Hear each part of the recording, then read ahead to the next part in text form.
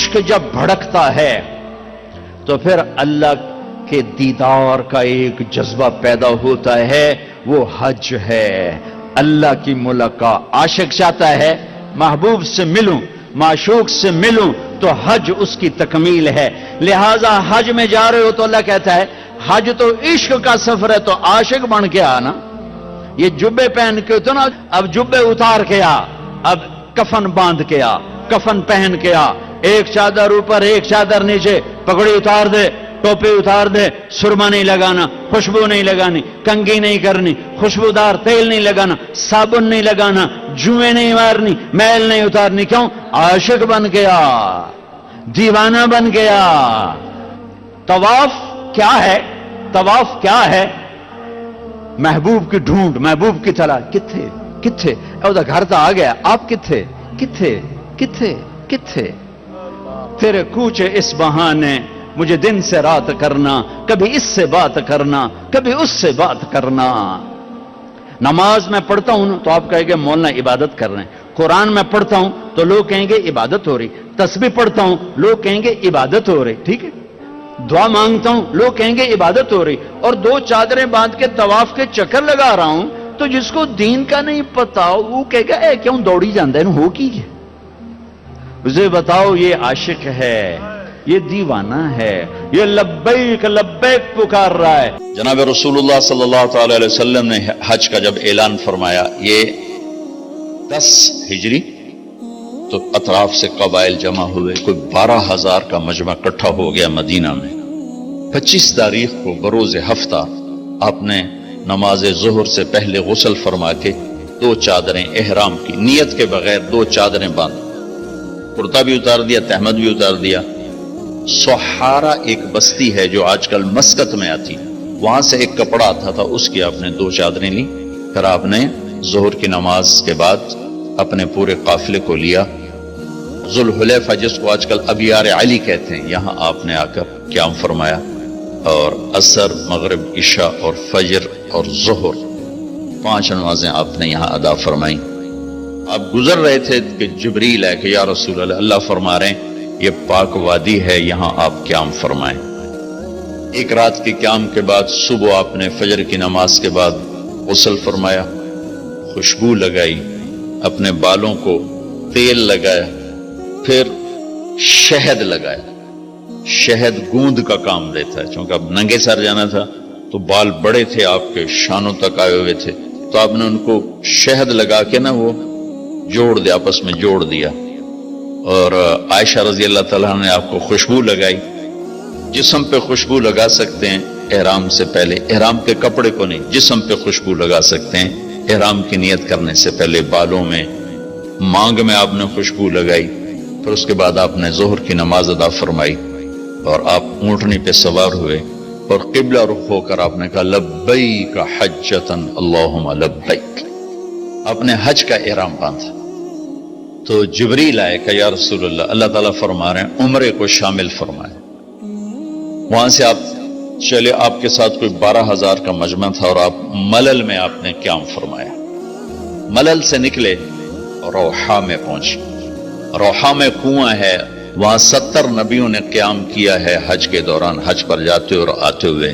وہاں آپ نے بھی قیام فرمایا، رات بھی ٹھہرے۔ روحا سے چل کر آپ اتھایا پہنچے، اتھایا سے عرج پہنچے، عرج سے ابوا پہنچے۔ ابوا پہنچے تو سامنے بستی تھی جہاں آپ کے سارے انتظام کیے گئے تھے رہائش کے، اور یہ قافلہ 12,000 کا اب 60-70,000 کا ہو چکا تھا۔ تو ابوا میں آپ کی والدہ کی قبر ہے، حضرت آمنہ رضی اللہ تعالیٰ عنہ کی قبر مبارک ہے۔ تو آپ سڑک سے یوں ہٹ گئے، اندر پہاڑوں میں چلے گئے۔ اکثر مجمع تو نیا تھا، انہیں نہیں سمجھ میں آیا کہ اللہ کے نبی اندر کہاں جا رہے ہیں۔ چندے کو پتا تھا کہ آپ کہاں جا رہے ہیں، تو آپ چلتے چلتے چلتے چلتے چلتے ایک جگہ اپنے اونٹنی کو بٹھایا، کوئی وہ 70-80 فٹ اونچا پہاڑ ہے، تو وہاں سے آپ اوپر چڑھے۔ یہ اپریل کا مہینہ تھا، اور ماں کی قبر کے سرانے تشریف لائے، اور یوں اپنے گھٹنے اٹھائے اور ہاتھ یہاں رکھے اور سر یہاں لیا۔ یہ پوزیشن بنائی جیسے چھوٹے بچے بناتے، اور پھر جوں سرہانے بیٹھ کے رونا شروع کیا. صدمہ تو چند دنوں بعد بھول جاتا. میں اب اپنی ماں کے یاد میں رونا بھی چاہوں تو رونا نہیں آتا, اپنے باپ کی یاد میں رونا بھی چاہوں تو رونا نہیں آتا. اور میرے نبی کو 57 برس گزر چکے تھے ماں کے گئے ہوئے, تو وہ 57 سال پرانا درد ابھی زخم بھرا نہیں. آپ اس پوزیشن میں بیٹھے اور اتنا روئے کہ سارا رواں آپ کا آنکھ بن کے رو رہا تھا. وہ ساری داڑھی آپ کی آنسوں سے تر ہو گئی اور آپ نے آگے جانے سے انکار کر دیا کہ میں آج رات اپنی ماں کے پاس ٹھہروں گا. آپ نے رات وہیں گزاری. کیا رات تھی. ابوا سے چلے تو آپ عصفان پہنچے. عصفان تھے تو آپ نے کہا ابوبکر یہ کون سی جگہ ہے؟ کہا جو عصفان. کہا میں دیکھ رہا ہوں ہود اور صالح علیہ السلام گزر رہے ہیں اس وادی سے, لبیک کہتے ہوئے حج کو جا رہے ہیں. عصفان سے آپ مر الزہران پہنچے, پھر وہاں سے آپ صرف پہنچے, پھر وہاں سے آپ تنعیم پہنچے. تنعیم میں آپ نے احرام کی چادروں کو تبدیل فرمایا. جو 2 چادریں مدینہ میں زیب تن فرمائی تھی, تنعیم اتار کر تو نئی چادر اسی کپڑے کی. پھر مکہ کے ٹاپ سے آپ انٹر ہوئے اور بیر زی طوا کے کنویں پر آ کر آپ نے قیام فرمایا. یہ ہے اتوار کی رات.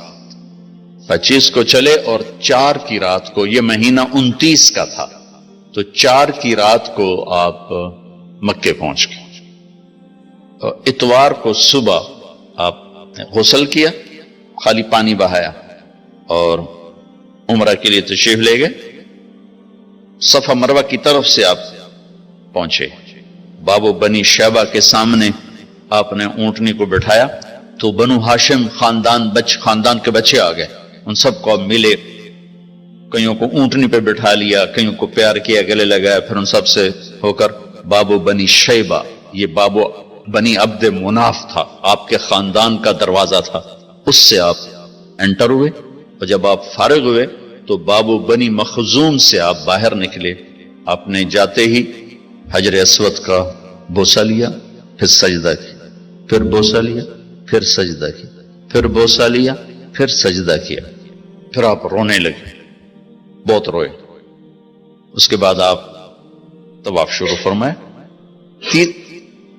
تیسرے یا چوتھے چکر میں آپ نے پانی بھی پیا اور حضرت عمر سے فرمایا کہ عمر حجر اسود کے بوسے پہ لڑائی نہ کرنا, جگہ ملے تو لے لینا, جھگڑا نہ کرنا. جیسے ہمارے نادانی میں لوگ وہاں عورتیں بھی ایسی حماقت کرتی ہیں کہ ایک سنت عمل کے لیے فرض چھوڑ دیتے کہ مرد عورت کا یوں آپس میں اختلاط, یہ اس سے بچنا فرض ہے, اور وہ ایک سنت کے لیے گھس رہی اور لڑائی جھگڑے فساد, قریب بھی نہیں جانا چاہیے.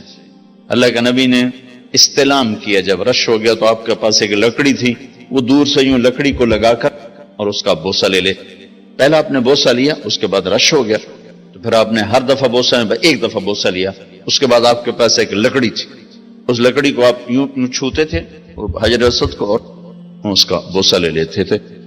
بوسہ صرف ایک دفعہ. پھر جب آپ نے 2 نفل پڑھ لیے اور تشریف لے گئے صفا مروہ کے لیے, تو پھر حجر اسود کا بوسہ لیا اور آپ نے جا کر صفا مروہ پہ 7 چکر پورے کیے. بعض روایت میں ہے کہ 3 چکر پیدل کیے, پھر مجمع زیادہ ہو گیا تو 4 اونٹنی پر بیٹھ کر گئے تاکہ لوگ دیکھ لیں. اس کے بعد آپ نے اعلان فرمایا کہ بھئی جن کے پاس قربانی کا جانور نہیں ہے وہ احرام کھول دو. تو صحابہ نے کہا یا رسول اللہ آپ کھولیں. تو آپ نے فرمایا کہ میرے پاس قربانی کا جانور ہے, ابو بکر کے پاس, عمر, زبید, طلحہ, یہ نہیں کھولیں گے جو کہ ان کے پاس بھی قربانی کا جانور ہے. باقی جن کے پاس نہیں کھول دو. تو سب نے کھول دی اور حج افراد بھی تمتع بن گیا, حج قران بھی تمتع بن گیا. اب نہیں ہو سکتا, اب جو نیت کریں گے وہی کرنی پڑے گی, لیکن اللہ کے نبی کا خاص حکم تھا تو سب کا حج تمتع بن گیا.